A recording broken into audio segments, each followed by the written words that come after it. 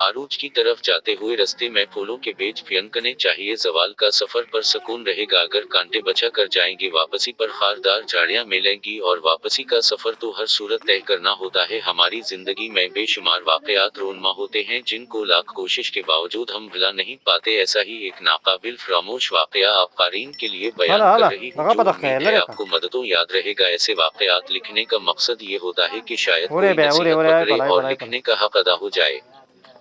मामू यूनुस 4 बहन भाइयों में सबसे बड़े थे। उन्होंने मेट्रिक तक لريكا तालीम لريكا हासिल لريكا कर रखी थी। बाकी बहन भाई इन पर थे। गांव के लोग मामू को चौधरी कहते थे। इलाके में भी ولدي उनका واقف काफी असर فتحي शौक था।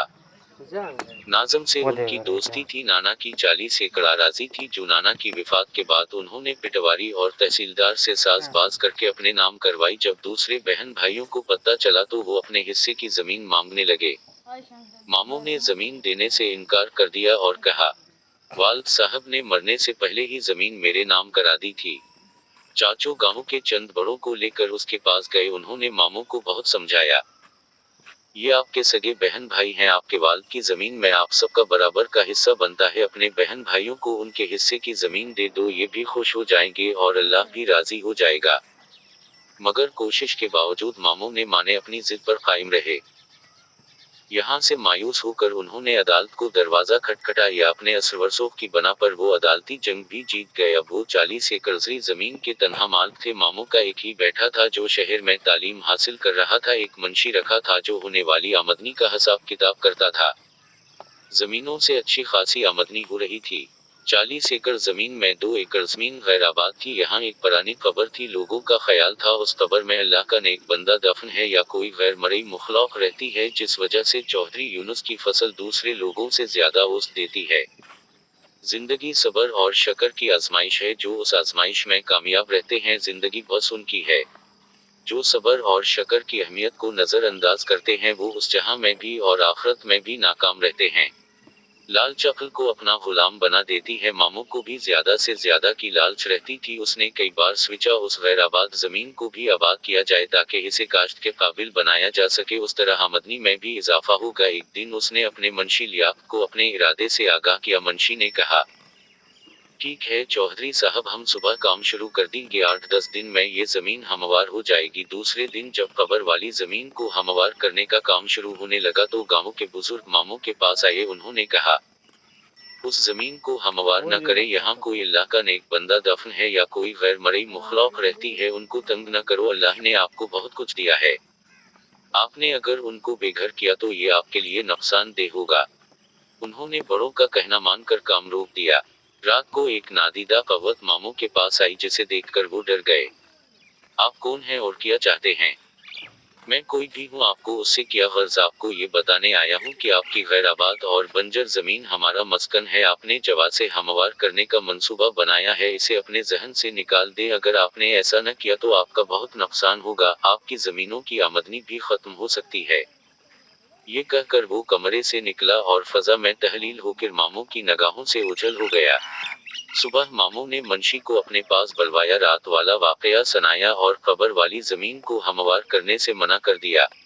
वक्त गुजरता रहा। एक दिन मामू को फाल्ज काटे खवा वो बस्तर के होकर रह गए। जमीनों की देखभाल अब उनके बस का काम नहीं था। लहजा उनका बेटा हार्स तालीम अधूरी छोड़कर वापस गांव आ गया। अब वो जमीनों की निगरानी करता। अपने बाप की तरह हार्स ने भी गैर आबाद जमीन को हमवार करके इसे काबिल काश्त बनाने का इरादा कर लिया। उस सिलसिले में जब उसने मुंशी से बात की तो उसने कहा, पहले बड़े चौधरी से बात कर ली, उन्होंने ये जमीन आबाद करने से मना किया है।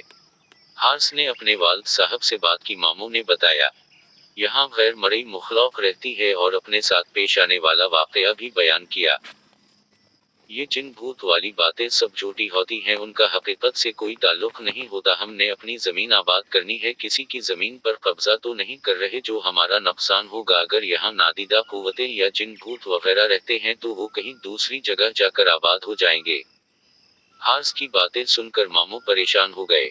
उन्होंने ने अपने बेटे को बहुत समझाया मगर वो न समझा। मुंशी ने भी उसका हौसला बढ़ाया। फिर जैसे ही ट्रैक्टरों ने काम शुरू किया, मगरिब की तरफ से काली गुट्टा आठी, देखते ही देखते उसने पूरे गांव को अपनी लपेट में ले लिया। हम तरफ गर्दोगुबार और अंधेरा छाने लगा। उस तूफान से सिर्फ मस्जिद महफूज थी। फिर कब्र वाली जगह पर जोरदार धमाका हवा, काम करने वाले ट्रैक्टर कलाबाजे खाते खुशपतों की तरह दूर जाकर गिरे। यही हाल ड्राइवरों और काम करने वाले मजदूरों का था। हम आज किसी को नहीं छोड़ेंगे, हम तुम्हारा नाम व निशान मिटा देंगे। तुमने हमारा आराम व सुकून बर्बाद किया, हमारे बच्चों को मारा, हम तुम्हारी नस्ल को मार डालेंगे। ये आवाजें उस कदर खौफनाक और करख्त थी कि हर जीरो को खौफ आने लगा। हर तरफ आवकार और कयामत सगरा बरपा थी। एक नादीदा कव्वत हार्स को उठा कर छत तक ले गई और फिर एक दुम ही छोड़ दिया। वो धर्म से फर्श पर कमर के बिल गिरा। उसको काफी चोटें आई। भला हवास मौजन का, जिसने अल्लाह अकबर कहकर जहर की अजान शुरू की। अजान के कलमात सुनते ही हर तरफ सुकून हो गया। गांव के लोग मस्जिद की तरफ दौड़े। मस्जिद का सहन ज्यादा वसी नहीं था का गांव के सारे लोग उसमें समा जाते। लोग इमाम मस्जिद से दा की अपील करने लगे। इमाम मस्जिद ने दा कराए, ए मुखलाक खुदा, उन गरीब लोगों का तो कोई कसूर नहीं। ये चौधरी के यहाँ मजदूरी करके अपना और बच्चों का पेट पालते हैं। आज भी ये लोग वहाँ मजदूरी करने गए थे। ये लोग आपकी बस्ती से बेखबर थे। अनजाने में जो गलती कर बैठे हैं उस गलती की मुआफी चाहते हैं। उसके तो चौधरी साहब को भी मुआफ कर दी। ये सब शर्मंदा हैं, आइंदा कभी आपको बस्ती की तरफ नहीं जाएंगे। फिर अचानक सफेद लिबास पहने एक बुजुर्ग सामने आए। ए आदम की औलाद, हम भी आपकी तरह खुदाई बुजुर्ग व बरतर की पैदावार हैं। हम अपने आप में गुम रहने वाली मुखलाक हैं। हम बेवजह किसी को परेशान नहीं Bang, करते ngeplak और trak न ही tetelah हमने dah. कभी आपका बुरा सोचा है। अगर हमने Dukaan किसी apa के bajang? साथ बुरा सलूक किया तो वो सामने आइए, हम सजा भुगतने को तैयार हैं। अपने गरीबानों में जान को आपका दीन इस्लाम तो अमन व शांति का दर्ज देता है। बर्दबारी और तहम्मुल उसके असूल हैं। सिरात मुस्तकीम उसकी राह है और सच्चाई और इंसाफ जज्बा ईमान है। चौधरी यूनुस और उसके बेटे का किरदार Coba? सबके सामने है। लालच की होश ने उनको इंसान से हैवान बना दिया है।